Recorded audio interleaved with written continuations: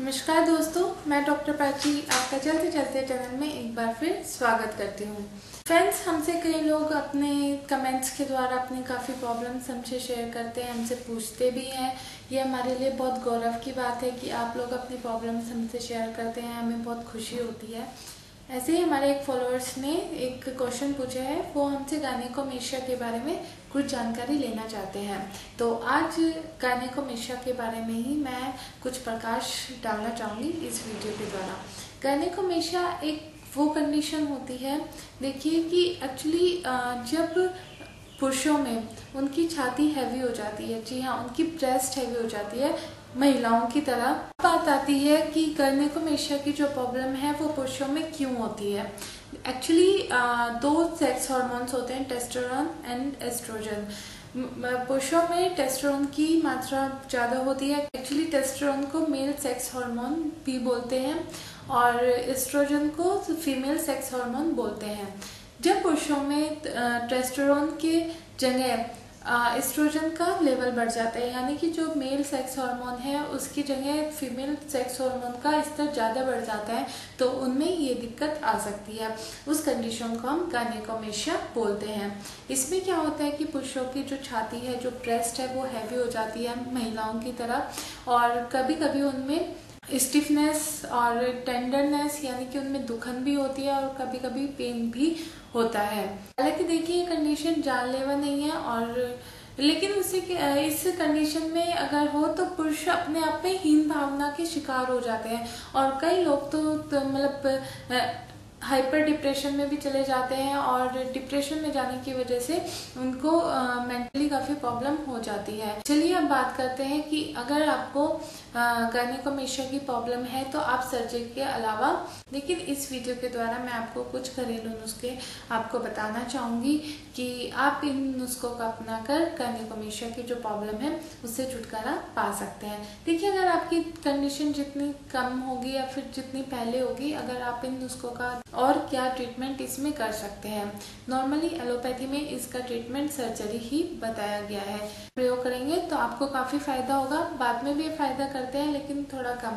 तो मैं पुरुषों को एक तो यही सलाह देना चाहूँगी कि अगर आपको थोड़ा सा भी लगता है कि आपकी चेस्ट या ब्रेस्ट हैवी हो रही है, या जितनी होनी चाहिए उससे ज़्यादा आपकी ब्रेस्ट हैवी हो रही है, तो इस चीज़ को बिल्कुल भी मत नकारिए, या फिर शर्म के मारे अपने आप में चुप मत रहिए। किसी स्पेशलिस्ट को चेक कराइए, किसी स्पेशलिस्ट से आप टेस्ट वगैरह भी करा सकते हैं और उससे सलाह भी ले सकते हैं। तो चलिए अब बात करते हैं कि इसके लिए आप क्या अपना सकते हैं। सबसे पहले जरूरी होता है कि आपको अपनी डाइट कंट्रोल करनी बहुत ज़रूरी है। अगर आप अपनी डाइट कंट्रोल नहीं करते हैं तो भी आपको ये प्रॉब्लम हो सकती है, स्पेशली कार्बोहाइड्रेट। जी हाँ, कार्बोहाइड्रेट का अगर आप इंटेक बहुत ज़्यादा करते हैं, कार्बोहाइड्रेट को आप बहुत ज़्यादा लेते हैं, तो उसकी वजह से आपको गायनेकोमेशिया की प्रॉब्लम हो सकती है। तो कार्बोहाइड्रेट का आप सेवन कम कीजिए। कार्बोहाइड्रेट आलू वगैरह में पाया जाता है, तो उनका आप सेवन कम कर दीजिए। इससे अगला जो घरेलू नुस्खा आता है वो आता है टर्मरिक, यानी कि हल्दी हम जिसे बोलते हैं। हल्दी हर रसोई घर में मौजूद होती है। तो आपको क्या करना है कि 1 लीटर पानी में 2 से 3 चम्मच हल्दी मिलानी है और उसे गर्म करना है।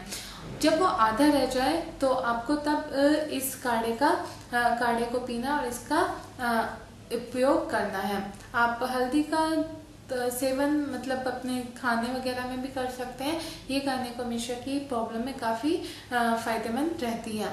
लेकिन हाँ, मैं आपको एक बात बताना चाहूँगी कि अगर आप मतलब हल्दी बहुत ज़्यादा एक तो नहीं लेंगे, दूसरा अगर आपको हल्दी से कुछ भी प्रॉब्लम होती है, क्योंकि कई बार किसी को गॉल ब्लैडर में या उनके स्टमक में प्रॉब्लम हो जाती है, उनका पेट दर्द वगैरह होता है अगर वो हल्दी लेते हैं तो अगर आपको ऐसी कोई भी प्रॉब्लम हो तो इस नुस्खे को मत कीजिए, या फिर आप किसी आयुर्वेदिक स्पेशलिस्ट की सलाह भी ले सकते हैं, और उसकी सलाह के बाद ही आप इसका सेवन कर सकते हैं।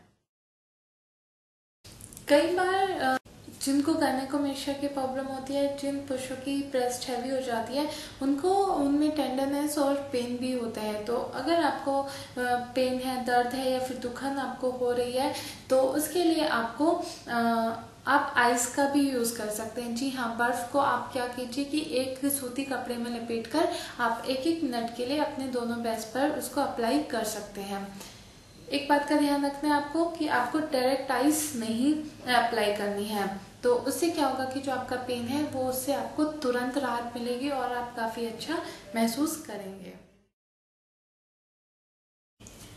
अगर आप गायनेकोमेशिया की प्रॉब्लम से छुटकारा पाना चाहते हैं तो आप जिंक का भी सेवन कर सकते हैं। देखिए, जिंक क्या है, उससे क्या होता है कि आपके टेस्टोस्टेरोन का जो लेवल है वो हाई हो जाता है, जिसकी वजह से टेस्टोस्टेरोन का लेवल हाई होगा और एस्ट्रोजन का कम हो जाएगा, जिसकी वजह से नेचुरली आपकी ब्रेस्ट कम हो जाएगी।